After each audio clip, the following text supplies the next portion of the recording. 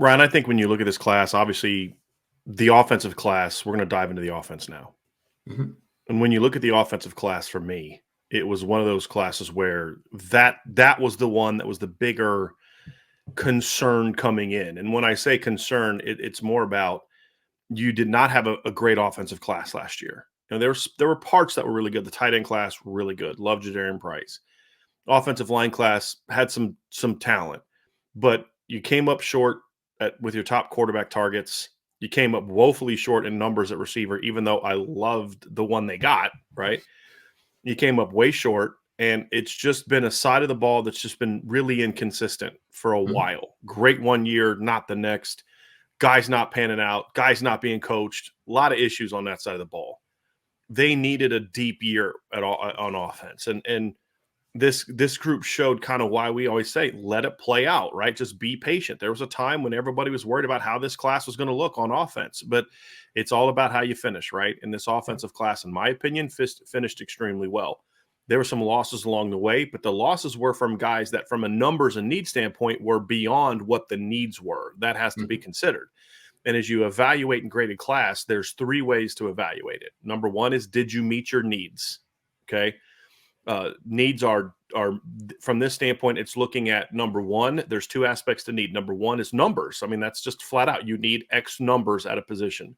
Right. The second part is type needs. Hey, look, tight end, for example, we'll get into. Cooper Flanagan isn't just a player on a board that checks a box. You landed one tight end.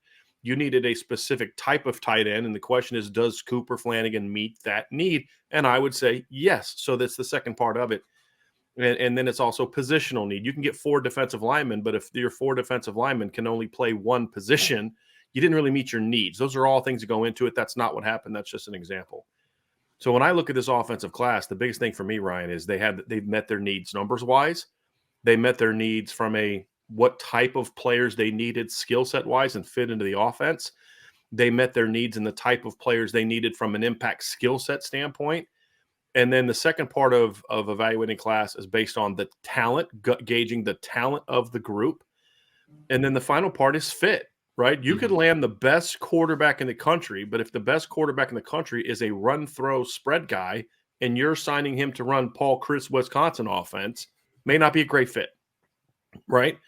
So fit is the third part. So when we give our grade, those are the three factors. And anyone that's just grading it off of talent is missing the boat. And that ultimately is my biggest issue with recruiting classes. I understand why they have to come up with a points-based system, but there's no way that they have to be able to talk about, did you meet your needs? This player's ranked here, but does he fit what that team does? Right. Those are all things that have to be evaluated to truly properly evaluate, engage, and grade a class. And a points-driven grading system, ranking system doesn't do that. So those are the three factors that go into it, Ryan.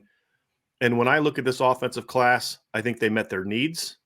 They at least got their minimum everywhere. I think that they also landed players that fit the specific needs of the roster from a type of player standpoint. And this is a very talented group, Ryan. So for me, when I give the offense as a whole a grade, I gave it an A minus. It wasn't Mhm. quite as good as it could have been. It wasn't the best one or two offensive hauls in the country, which is why it's not an A, because the standard for A has got to be top three to me, top 3 to 5, but it's on the cusp of 5 to 7 as far as just looking at it as a whole, stacking it up against other classes. It's around a top 4 to 5 class for me, which is right on the cusp of that A. And then to be A plus, I've got to be able to look at a class and say there is literally not a single class better than that one, and Mhm. they weren't there yet with this Sure. group. And so I gave it an A minus, and it was definitely a needle moving class to me. More the defense built on what has been happening. The offense, to me, moved the needle at every single position, and that is huge. Brian, I remember when I was first hired, the only two offensive commits in the class at the time were Cooper Flanagan, who we'll talk about during the show, and Cedric Irvin Jr. Those were the only two in the class. And at that point, I remember there was a big frenzy on the message board and on Twitter in general from Notre Dame side of things that were like, oh man, this offensive staff can't recruit, they can't do it, right?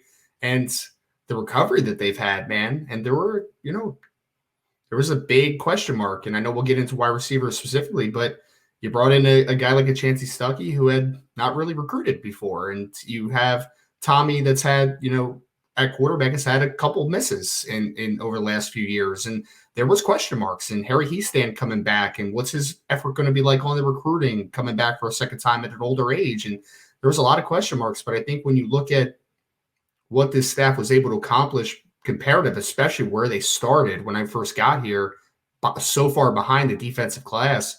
And I applaud them. I really did. I don't think there's a hole in this offensive class. I really don't think there is. Could you have upgraded at a couple different spots potentially? Did you miss on a couple? Yes, that's very fair. That's 100%. But regardless, you got really talented football players and you hit all your needs. And that's what Notre Dame needed. They needed numbers at certain positions offensively. They needed talent at every position offensively. And I think they did that. So I think that the staff really rounded out, recovered from a slow early start after the coaching change. I think they put together a very good offensive class. I have no quarrels with the A grade, A minus grade, I should say. I think that it's definitely somewhere in the A range, right? And but to your formula, by how you stack it up, top 3, top 5, kind of your correlating grades, I don't think I can push back on it at all. I really don't. Right. Because like so the way the grades are just pure. A is elite football playoff caliber. Any A minus to A plus is in that conversation. B is outstanding to top 15 caliber, right? So, you kind of got that, if it's going to be a B plus, it means it's kind of probably like 8 to 10. If it's a B, it's like 10 to 12.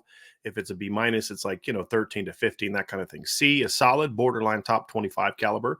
D is subpar, not good enough. And F is a disaster. And so when I look at the A minus grade, Ryan, it's kind of like, this is a playoff caliber haul. It's just, if I'm going to set a standard for national championship, it's close, very close to being that. And the only reason I would say it is not there is because I'm evaluating this more so off of the current grade of the players, not so much the upside. Because if we were just going to look at it from an upside standpoint, the way that Notre Dame recruits, we could almost go A plus every year because the upside is there. Well, the reality is not every kid reaches their full potential. And that's why you can't evaluate only on upside. I think this kind of grade needs to be reflected on more of just the natural projection. And so when I look at a guy like Braylon James, I'm not going to grade him the way that I would a Brandon Inniss, who I think is a more of a surefire, higher floor. I think that kid's going to be a really good player, right? Mm-hmm. But at the end of their career, could Braylon James be every bit as good, if not better than Brandon is? Absolutely. Mm-hmm. And so that's where that mark is like, it's an A minus right now because you do look at the upside to a degree. The upside factors into the conversation, but it's not the driving force behind it. It's what I can say definitively I feel comfortable about saying now. Right. And that's where I'm at, because if Kenny Minchie and Jeremiah Love and Caleb Smith and Braylon James and Sullivan Absher and Joe Otting and players like that all reach their peak, this is an A to A plus class. But that's a high hit mark. Yes. And most teams don't hit that kind of hit mark in one class. So just so people understand where it's coming from. But if you're in an A minus to range, you've landed yourself a heck of an offensive class. And I think overall too, Ryan, I think Tommy Rees is not getting enough credit from Notre Dame fans for this regard. You need to be able, as a fan, if you're going to properly give analysis and not just be an emotional person. And I think people in this chat and to watch our show want to be challenged and want to think about the game beyond just the emotional part of it. Because if they just wanted to be emotional overreactors, they wouldn't be hanging out on our show. There'd be other places they would hang their time, right? Right. So I think when I'm encouraging you to look at it from this standpoint, say, if you think Tommy Rees is a bad offensive coordinator, that's a different conversation for a different day, and that's fair for you to feel that way. Okay, and there's things you can look to and feel a certain way about it. But you have to differentiate yourself between Tommy Rees, the coach, and Tommy Rees, the recruiter. And the reverse would be true too. If Tommy Rees was like a wicked, tremendously successful offensive coordinator as a game planner and play caller, and Notre Dame was scoring 45 points a game, but a garbage recruiter, you should be able to say that too, right? And so he gets hammered a lot for things that I just think are you're putting your feelings about something over here that doesn't have to do with recruiting onto him as a recruiter. Because the reality is the only reason last year's class finished with Tobias Merriweather and Jadarian Price and Billy Shrouth was because of Tommy Rees. Billy Shrouth does not come to Notre Dame if it's not for Tommy Rees. Full stop. Right there. Tobias doesn't stay if that doesn't happen. And so this year he finally was given resources, aka assistant coaches that can recruit. And when you put that together, they really thrived and really shined. And he deserves a lot of credit for his job as the leader of that group, because we hear his name a lot with recruits, but then you can only do so much as an offensive coordinator. And Tommy Rees as the quarterback's coach, getting Kenny Minchie was huge, the way that played out. Dylan McCullough did a great job. I flat out was told that the manner in which Dylan McCullough conducted himself in a truthful manner and the way he went about just treating people with respect like men and being honest and not telling one recruit one thing and another recruit another thing is the reason Jeremiah Love fell in love with him in signing with this class. The reason. Right. And then, of course, after that, then it came to, okay, fit and all the other things factored in. But just in an era where you just don't get a lot of honesty and integrity, he showed that with Jeremiah Love, and that's why he's in the class. Well, Chancey Stuckey, go ahead. Oh, no, I was just going to say, I think that is true of most guys that fit well at Notre Dame, though, Brian. I mean, listening to some of them yesterday, right, like Sullivan Absher, they don't want to be lied to, right? Like, these are smart kids. I think that players that are as smart as Notre Dame kids are find it offensive when you lie to them. Like, that's what I think they do. They're smart enough to understand you can't BS me, man. You can't. Right. You have to be able to tell me honestly. And I think they also understand that I'm not the best version of myself. I need you to get there, right? So if I can't trust you, how are you going to get me to that point? Jeremiah Love put money on the back burner because Jeremiah Love believes the long term is going to be better than the short term. Well, if you're not going to develop me to be the best possible football player I can be, why would I trust you? Why would I how can I buy into you if that's what I say? I think it's Chancey Stuckey hit a home run in his first year. It's hard to evaluate Jared Parker because he walked in with Cooper Flanagan already in, and they've kind of focused on 2024. Harry Heastand did a great job with his offensive line class, putting it together, getting guys that he wanted. You can quibble with maybe he should have wanted this guy or that guy. I think the offensive line grade also, that is one where I felt this class had a miss. Not getting a second pure tackle was the one thing I could point to and say, this class looks a whole lot different with a Monroe Freeling, with a guy like that, a more natural, an Elijah Page kind of guy. But it's still a very good class, very good offensive line class. It's without question one of the 5 to 6 best offensive line classes in the country. And so I really like it.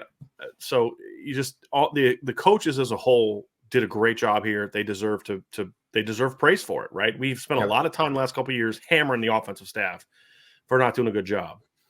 This staff came together and did a great job and held strong and had Jaden Greathouse had a lot thrown at him. Braylon James had a lot thrown at him. Jeremiah Love had a lot thrown at him. And those kids were like, no, I want to be part of what they're building here. And I want to be the foundation of what they're building here. And overall, I think it was a great class. Yep. I mean, I think it says it perfectly, right? Like, you hit all your needs, there's no doubt, but there's impact talent, man. And I think that there is, right? Is there a couple spots just from a team perspective that you could have gotten more impact talent? We'll talk about that, right? Especially on the defensive side of the football. But Notre Dame got guys at running back, wide receiver, maybe quarterback that I think they can come in, even tight ends. I think that Cooper Flanagan could play a role early on, depending upon what you're asking of him, right? So I think from a skill position perspective, you have impact talent that can come in and can compete early on for whatever role you need them to have in your offense. Offensive line-wise, I think there's a couple of guys that are physically ready to play football at the college level, but that's just kind of a different bag, right? Like, they usually are developed a little bit slower. They're not usually pressed into a substantial amount of time early on unless you are a Blake Fisher type and there is that clear need at left tackle, for instance. So I think that for me, Brian, again, there were a lot of question marks about this offensive class, and I already talked about that a little bit, right? Tommy Rees has had misses. Chancey Stuckey is barely recruited. Dylan McCullough is now coming to his biggest job. He recruited pretty well at Indiana, for instance, right? But recruiting at Notre Dame is a little bit of a different bag, and obviously there's been a lot of pushback on Harry Heastand in the past as far as like his want to. It's always nonsense. It It's was. It always was. nonsense. But there's still a narrative out there, and there was a question to be answered. And I think that Harry answered that. I think a lot of the coaches, I mean, one of the first people Tom Lemming talked about yesterday was Chancey Stuckey and how he's a star on the recruiting trail. And it's like this time last year, I mean, he wasn't even hired at this point last year, but when he got hired, you were like, what's his impact going to be? Right. You know, We didn't know. what kind of headway is he going to make? Yeah. He was just an unknown commodity. But now you're sitting going into 2024, like he can go get Ryan Wingo, I think. Like, I think he can get him. I I mean, think he can needs get to. I mean, right? Like stacking it on, right? exactly. But for this class, certainly he moved the needle. So let's